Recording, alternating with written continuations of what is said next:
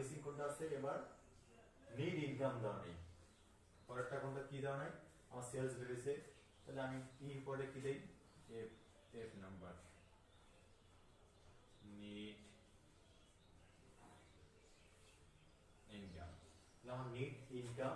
দেওয়া নেই তাহলে আমার কি গ্রোস প্রফিট থেকে অপারেটিং এক্সপেন্স বিয়োগ করলে তো আমার নিড ইনকাম বের হয় তাহলে আমি কি বললাম গ্রোস প্রফিট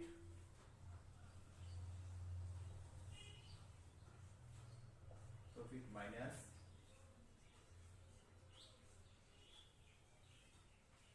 ইনকাম আমাদের গ্রোস প্রফিট কত আছে 98,600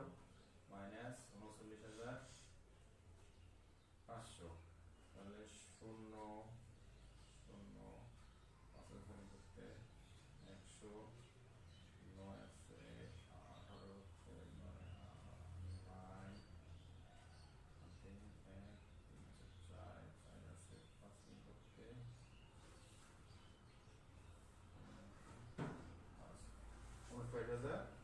100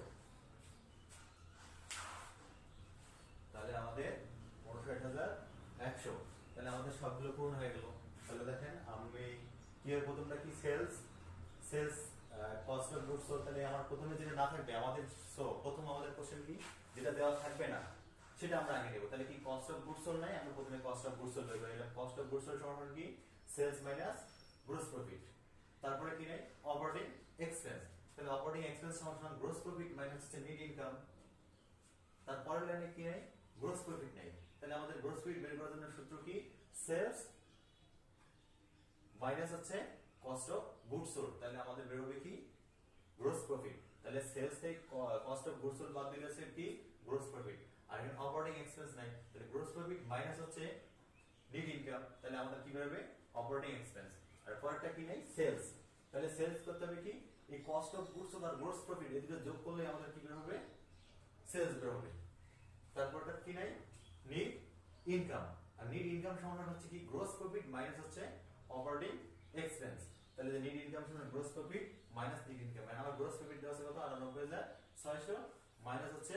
অপারেটিং এক্সপেন্স আছে কত 39,500 তাহলে এটা বিয়োগ করলে কত হয় 59,100 তাহলে আমাদের এই অঙ্কটা কমপ্লিট হলো কারণ আপনাদের এই বিষয়ে যদি আরো কোনো সমস্যা থাকে তা আপনারা জানাতে পারেন আপনারা